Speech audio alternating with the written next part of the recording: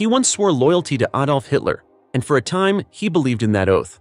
Claus von Stauffenberg was a soldier of the old world, raised on honor, discipline, and service. He came from one of Germany's oldest noble families, proud descendants of knights and officers who had served the country for centuries. To him, loyalty was sacred, and when Hitler rose to power, promising unity and strength, Stauffenberg saw hope, not horror. Like millions, he believed that Hitler would rebuild Germany, restore dignity, and end the chaos of the Weimar years. He admired the precision, the confidence, the vision of a leader who promised to bring order. But as time passed, the curtain lifted. Behind the parades and flags, he saw the truth. Hitler wasn't saving Germany, he was destroying it. In Poland, in France, and on the Eastern Front, the stories reached him. Villages burned, civilians executed, prisoners murdered. The SS acted without mercy, and the army's honor was being buried beneath their crimes. Stauffenberg, deeply religious and fiercely moral, began to question everything he had fought for. He told his brother Berthold, "We must show the world that not all Germans are like him." In 1943, while serving in North Africa, Stauffenberg's car was hit by British aircraft. The explosion tore through his body. He lost his right hand, 2 fingers on his left, and one of his eyes. Most men would have accepted that as the end of their career. But for Stauffenberg, it was the beginning of something far more dangerous. During his long recovery, as he lay in a hospital bed, surrounded by the smell of medicine and the silence of despair, his thoughts turned from duty to conscience. He realized that obedience to Hitler was not loyalty to Germany. It was betrayal of everything he believed in. When he returned to service, it wasn't to the front lines. It was to Berlin and into the heart of the resistance. A quiet network of officers, diplomats, and civilians had already begun to form. Men like General Henning von Treschow, Ludwig Beck, and Karl Gordeler were preparing something unthinkable. A plan to kill Hitler and seize control of the government. They didn't see themselves as traitors. They saw themselves as patriots trying to save what was left of their country. The key to their plan was a military operation already approved by Hitler himself, Operation Valkyrie. It was originally a contingency plan designed to suppress uprisings or internal unrest, giving the reserve army the authority to take control of Berlin in an emergency. But Stauffenberg and his allies saw how it could be turned against the regime. If Hitler could be killed, Valkyrie could be activated immediately. The army could move under the guise of restoring order, arrest the SS, and take over the government before chaos spread. All that was missing was a man who could carry the bomb into Hitler's headquarters, someone with access, rank, and courage. Stauffenberg volunteered. Despite his injuries, despite the fact that he had to use only 3 fingers to arm the detonator, he insisted, "I must do it," he told Treschow. "He must die, even if we die with him." On July 20th, 1944, Stauffenberg flew to East Prussia, to the heavily guarded compound known as the Wolf's Lair. The forests were thick, the fences lined with mines, the air heavy with fear. Around him stood men who had followed Hitler for years, men who had seen entire nations fall at his command. Inside the meeting room, the air was hot and stifling. The concrete bunker had been replaced with a wooden barrack that day because of the summer heat, a decision that would change history. Stauffenberg entered the room carrying a brown briefcase. Hitler stood at the far end of the long table, surrounded by generals and aides. His face was pale, his left hand trembling slightly, his voice sharp and commanding. Stauffenberg placed the briefcase near Hitler's legs, close enough for the explosion to kill everyone around. He excused himself under the pretext of a phone call and walked outside. Minutes later, the world shook. A deafening explosion ripped through the barrack. Smoke rose into the sky, windows shattered, and guards screamed. Stauffenberg turned back and saw the fireball. "It's done," he said. "Hitler is dead." He rushed to the car, and together with his aide, Werner von Haeften, he escaped the compound, bluffing their way past security and reaching the airfield. As the plane lifted into the darkening sky, Stauffenberg looked down at the forests of East Prussia, certain he had changed the course of history. In Berlin, his co-conspirators received the signal. The Führer is dead. Operation Valkyrie was set in motion. Troops began seizing ministries, arresting SS officers, and cutting communications. For the first time in years, it seemed possible that Hitler's reign was over. But at the Wolf's Lair, among the rubble and blood, a figure was standing. His clothes were torn, his eardrums burst, his arm burned, but he was alive. The thick oak table had shielded him from the blast. 4 men lay dead, but Hitler survived.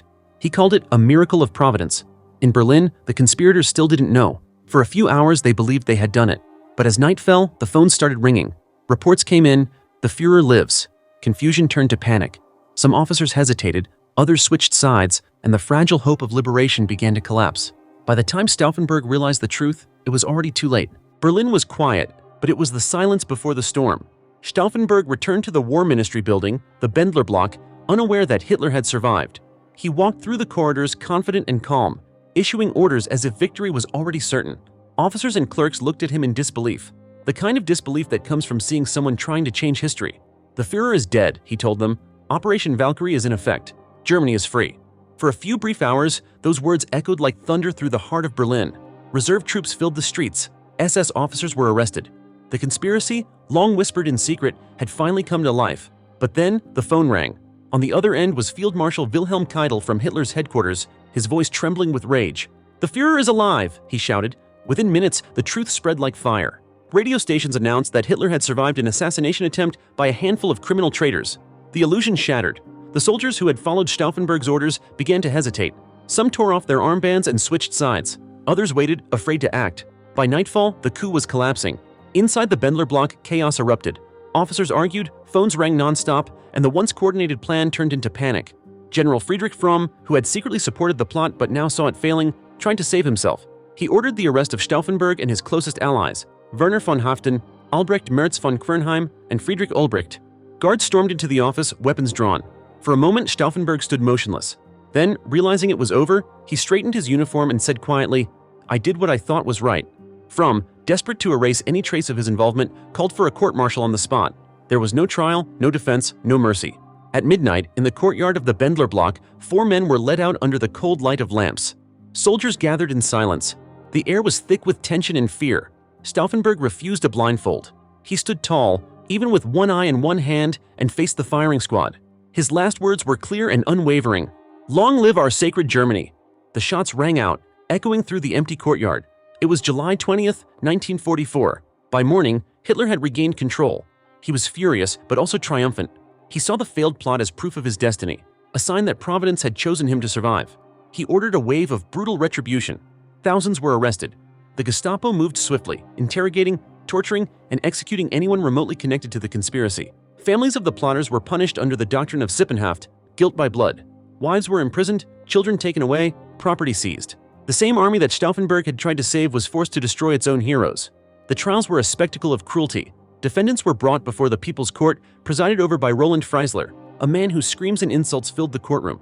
He humiliated the officers, tore off their medals, mocked their faith, and condemned them to death.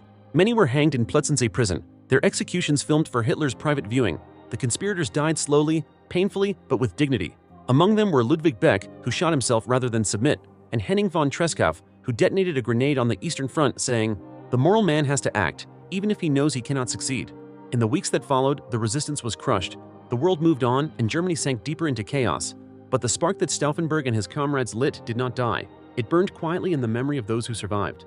Even as the Reich crumbled in 1945, their names began to reappear.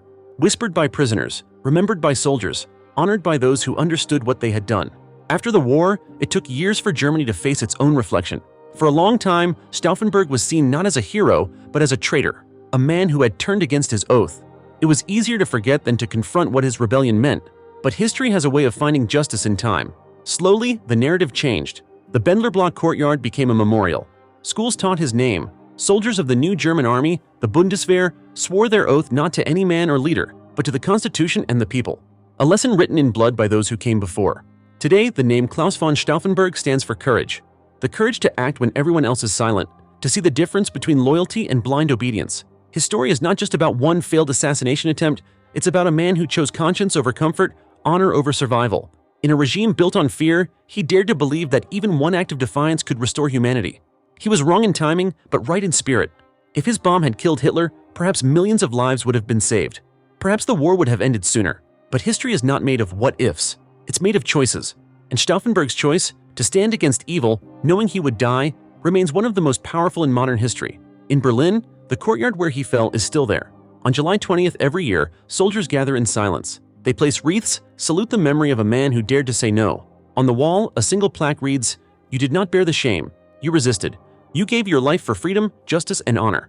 Claus von Stauffenberg failed to kill Hitler, but he succeeded in proving that even in a world consumed by darkness, one man's courage can still light a flame. If you believe stories like this must never be forgotten, subscribe, leave a comment, and share this video, because history only lives if we keep it alive.